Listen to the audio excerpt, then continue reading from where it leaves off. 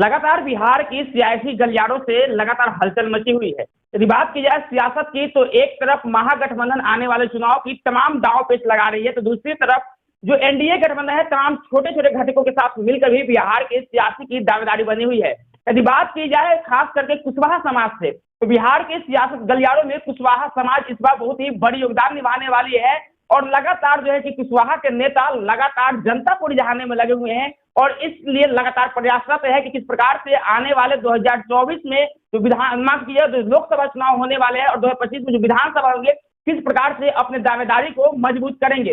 एक तरफ बात की जाए कुशवाहा के बड़े नेता नागमणि कुशवाहा, अभी कुछ दिन पहले लगातार जो है कि बिहार के जो गलियारों से गांव गांव पंचायत स्तर पे घूम करके सैकड़ों समर्थकों के साथ वो लगातार पार्टी के सदस्यता अभियान चला रहे थे। कई दर्जनों सैकड़ों की संख्या में उन्होंने पार्टी के पदाधिकारी बनाया, जो कार्यकर्ता बनाया। दूसरी तरफ बात किया जाए उपेंद्र कुशवाहा, कुशवाहा के समाज के बड़े नेता है। इस वक्त बिहार में वो विरासत बचाओ यात्रा पर निकले हैं।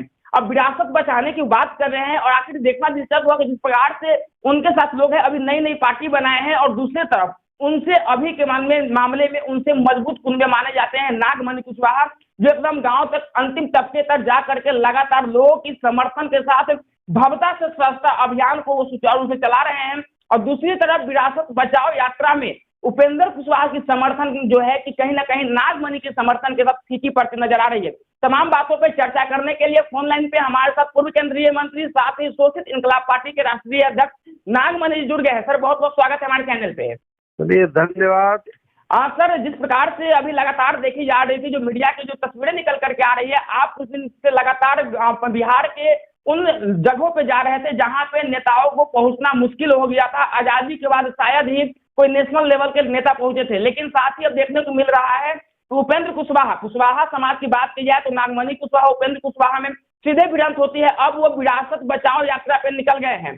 कहीं ना कहीं कुनबे की बात की जाए तो कहीं ना कहीं आपसे कमजोर कुनबे समर्थन में वो नजर आ रहे हैं। क्या कहेंगे, विरासत बचाने की बात करें, कौन सा विरासत बचाने निकले हैं सर? देखिए, विरासत था महात्मा बुद्ध का, चंद्रगुप्त का, सम्राट अशोक का, शहीद जगदेव प्रसाद का विरासत को बचाना जी। और बिहार में मेरा स्पष्ट मानना है कि वही समाज आगे बढ़ा जिस समाज से मुख्यमंत्री बना है।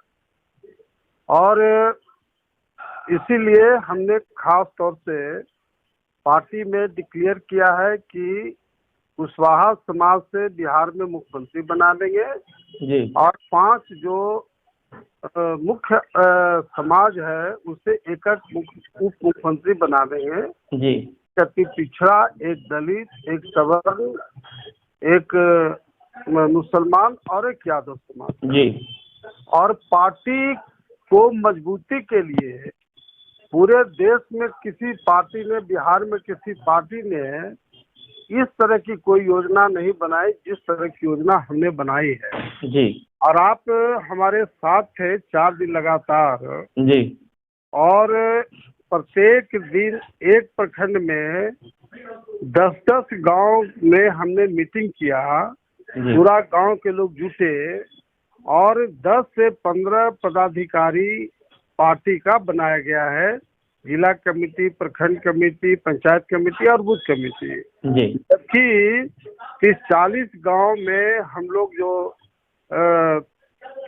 हसपुरा, दाऊदनगर और ओबरा 4 प्रखंड का दौरा किया, 2 विधानसभा क्षेत्र का में आता है। मुश्किल से 30-40 गांव में 2-3 पदाधिकारी ही जेडीयू का नजर आए, बाकी किसी पार्टी का कोई पदाधिकारी नहीं है। जबकि हमने शोषित इनकलाब पार्टी के जबरदस्त मजबूती के लिए प्रत्येक गांव में 10 से 15 पदाधिकारी बुजुर्ग में और खास करके नौजवानों को मैं बनाया हूँ। बिल्कुल। तो डेफिनेटली है कि इस तरह का संगठन हम लगातार गांव गांव में जा करके और पार्टी को हम मजबूत कर रहे हैं। प्लस हमारे पार्टी के जितने भी सुतेऊ जो नेता हैं जी अपने अपने कंस्टिट्यूंसी में, अपने अपने इलाके में प्रत्येक गांव में जा करके 10-12 पदाधिकारी बना रहे हैं। जी और यह रफ्तार हमारा नवंबर महीना में जो पटना के गांधी मैदान में शोषित इंकलाब पार्टी का शक्ति प्रदर्शन होगा, पूरा बिहार का बच्चा बच्चा जान जाएगा कि वास्तव में शोषित इंकलाब पार्टी कितनी ताकतवर पार्टी उभरी है। जी और जो लोग विरासत की बात कर रहे हैं, जी अब कौन विरासत बचाने की बात है, उसे कोई संगठन बनेगा क्या? लेकिन सर ऐसे में जी ये 10-15 गाड़ी ले करके और महापुरुषों पर माल्यार्पण कोई नया चीज तो नहीं है। महापुरुष पर तो हर लोग को श्रद्धा है, चाहे जो भी महापुरुष बिहार के हुए और देश के हुए, जी महापुरुषों के प्रति सम्मान है। अभी ये दिखाने के, चूंकि गांव में जा नहीं सकते हैं जी, इस जिला और प्रखंड में शंभू नेता ही जा नहीं सकते हैं, क्योंकि इनको 4-5 जिलाओं में जब ये गए, बक्सर में, आरा में, मुजफ्फरपुर में, बेतिया में, ये तमाम जगहों पर कुशवाहा समाज का नौजवान काला झंडा और गो बैक का नारा लगाया, विरोध किया। तो गांव में तो जा नहीं सकते हैं।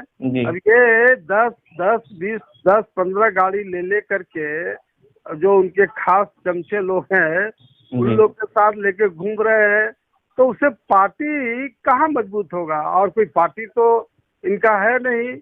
अभी तो पार्टी का अनाउंस किए हैं, कम से कम 9 महीना लगेगा पार्टी का रजिस्ट्रेशन में, संगठन कब बनेगा? तो ये सब खाली फोकस बात है। लेकिन सर ऐसे में सवाल यह उठता है कि नेताओं को आखिर मुसीबत में पड़ने के बाद जब सारी धरातल खत्म हो जाती है तब विरासत की याद क्यों आती है? इतने दिन से वो सत्ताधारी पार्टी में रहे हैं, केंद्रीय मंत्री रहे हैं, सांसद भी रहे हैं, लेकिन उस समय उनको विरासत की क्यों नहीं याद आई? आज उन्हें चंद्रगुप्त मौर्य की और सम्राट अशोक की आज याद उनको क्यों आई? तो कहीं ना कहीं महापुरुषों के नाम पे और विरासत के नाम पे भी बिहार के नेता राजनीति करने लगे हैं। नहीं, ये राजनीति है ही नहीं, ये सिर्फ मीडिया के नेता हैं और मीडिया में बने रहने के लिए। और अब पहले नीतीश कुमार को ब्लैकमेलिंग किए, कभी लालू यादव को ब्लैकमेलिंग किए, अब ये बीजेपी को ब्लैकमेलिंग करने में लग गए हैं। लेकिन मेरा इतना ही कहना है, मैं भी भारतीय जनता पार्टी के प्रदेश अध्यक्ष से कल शाम में चाणक्य होटल में मिला था और मैंने उनको यही कहा कि शुरू बार नीतीश कुमार जी को भी लगा कि एक शंभू नेता, बहुत बड़े नेता कुशवाहा कहा गए, लेकिन जब इनको रिपोर्टिंग मिला, सीआईडी भी रिपोर्ट दिया कि कुशवाहा समाज इस नेता से नफरत करता है, तो उन्होंने बिल्कुल नेग्लेक्ट करने का काम किया। अंत में जेडीयू छोड़ करके छोड़ने पर मजबूर हुए और ये बोलते रहे कि हम हिस्सा लेके जाएंगे, हिस्सा चाहिए, और हिस्सा करते करते मीटिंग अपना नया पार्टी बना लिए। अब 1 करोड़ 20 लाख जनसंख्या है कुशवाहा समाज का बिहार में, और इनके जो पार्टी नया बनाए इससे मात्र 150-200 लोग ही जुटे। तो आप उसी से अंदाज लगा लीजिए कि बने इनका जनाधार क्या है। हम लोग डुगडुगी बजाते हैं तो 5-10 हजार आदमी जुट जाता है। तो हम ऐसे लोग का चर्चा भी नहीं करना चाहते, लेकिन क्योंकि कुछ इशू ऐसा है जो शंभू नेता के बारे में फैक्ट्स एंड फिगर को आपके माध्यम से, मीडिया के माध्यम से बताना चाहते हैं, ताकि जिस तरह से नीतीश कुमार को सही चीज की जानकारी मिला और उन्होंने एक तरह से इसको नेग्लेक्ट करने का काम किया, तो बीजेपी के लोग भी अच्छे से समझ ले। अदरवाइज जिस तरह से नीतीश कुमार का यहाँ जाके शिक्षा लेदर किए, उसी तरह से दूसरे पार्टी के साथ जिसके साथ ही जाएंगे या समझौता करेंगे, वहाँ उस गठबंधन को भी शिक्षा लेदर करेंगे। इसलिए हम अलर्ट करना चाहते हैं तमाम पार्टियों को। तो आपके बाद क्यों? आपसे पहले भी तो विरासत बचाओ यात्रा पे निकल सकते थे, लेकिन जब आप गांव-गांव निकलते हैं, जब आप गांव-गांव के पंचायत के भ्रमण करते हैं, तब आपके बाद उपेंद्र कुशवाहा निकलते हैं। तो क्या लग रहा है, वो आपकी जो कुंदवा है उसको कमजोर करने की कोशिश कर रहे हैं? क्या उनके निकलने से नागमणि का जो यात्रा है उस पर असर पड़ेगा? अरे भैया ये बताओ कि 80% वोट गांव में न है। जी 80% गांव में है, और जब प्रत्येक गांव में मेरा 10-15 पदाधिकारी बन रहा जी है तो कहाँ कौन टक्कर लेने वाला हमसे। जी और जो महापुरुषों पर माल्यार्पण सिर्फ कर रहे हैं जी तो ये सिर्फ मीडिया में बने रहने के लिए, ब्लैकमेलिंग करने के लिए कि हमारा ये जनाधार है, मीडिया के माध्यम से दिखाता है। जी लेकिन हम गांव-गांव में जो 10 से 15 लोगों को जो पदाधिकारी बना रहे हैं जी तो सारे मीडिया में नहीं आ रहा है। जी लेकिन वोट तो 80% गांव का है ना। बिल्कुल बिल्कुल। तो हम 80% गांव पर हमारा फोकस है, और जब संगठन मजबूत हो जाएगा तो कोई भी हमारी पार्टी को वैल्यू देगा। क्योंकि गांव में मेन ताकत है, और गांव का आदमी अगर किसी पार्टी का पदाधिकारी बनता है, गांव का आदमी दिल के साफ होते हैं। गांव में रहने वाला तो फ्रॉडिया टाइप का आदमी ज्यादा होता है जी। इसलिए हम फ्रॉडिया आदमी के फेर में नहीं है। हम गांव के जो सुतेउल टाइप के लोग हैं हम उनको पार्टी से जोड़ रहे हैं। सर ऐसे में जो तस्वीरें निकल कर के आ रही है, लगातार पिछले 2 दिनों से 2 दिन आपकी चिराग पासवान से आप मुलाकात करते हैं। कल आपने बताया कि संजय जायसवाल से आपकी मुलाकात हुई। क्या आपके स्टैंड क्या है, किस तरह आपकी रुख है? क्योंकि बिहार में चिराग पासवान और बीजेपी अभी अलग अलग है, और दोनों ही पार्टियों के सुप्रीमो से प्रदेश अध्यक्ष है बीजेपी के मिल रहे हैं। एक तरफ लोजपा चिराग गुट है, रामविलास गुट है, उनके आप सुप्रीमो से मिल रहे हैं। तो आपके स्टैंड क्या होगी सर? देखिए, चिराग पासवान एक उभरते हुए नेता हैं जी, और इसमें कोई शक नहीं है कि मास स्केल पर पासवान समाज उनके साथ है। जी, हमारा स्पष्ट कहना है कि बीजेपी जो पार्टी है जी, इसमें अभी सवर्ण 15% और 5% वैश्य समाज है, बनिया समाज है, यानी 20% बीजेपी का सॉलिड वोट है जी। और जब तक कुशवाहा का मास वोट नहीं मिलता है तो, और उधर पासवान का मास वोट नहीं मिलता है तो बीजेपी की स्थिति बहुत नाजुक हो जाएगी जी। पार्लियामेंट के चुनाव में कड़वी सत्य है कि बीजेपी की स्थिति खराब रहेगी। इसलिए लालू नीतीश को हटाना पहला हमारा कर्तव्य है जी। और हमने स्पष्ट रूप से कहा है कि जिस तरह से 1977 में कांग्रेस हराओ देश बचाओ का नारा था जी, इसी तरह शोषित इंकलाब पार्टी का हमारा मानना है, चिराग पासवान जी का भी मानना है कि बिहार में लालू नीतीश हटाओ बिहार बचाओ। तो सर क्या लालू नीतीश को हटा जी जी, इसलिए हमने बातचीत में हम लोगों ने तय किया है कि जो भी निर्णय हम लोग करेंगे एक साथ करेंगे, और लालू नीतीश को हटाने में जितनी भी ताकत लगाना पड़ेगा हम लोग दोनों मिल करके काम करेंगे। साथ ही साथ बीजेपी के जो माननीय प्रदेश अध्यक्ष हैं जी, तो हमने फैक्ट्स एंड फिगर बताया कि आप अच्छे से एनालिसिस कीजिए कि कुशवाहा समाज किसके साथ है, और जो फैक्ट्स है, जैसे नीतीश कुमार को गलतफहमी दूर हो गया उसी तरह से आप भी अच्छे से एनालिसिस कर लीजिए ताकि आपको भी गलतफहमी दूर हो जाए जी।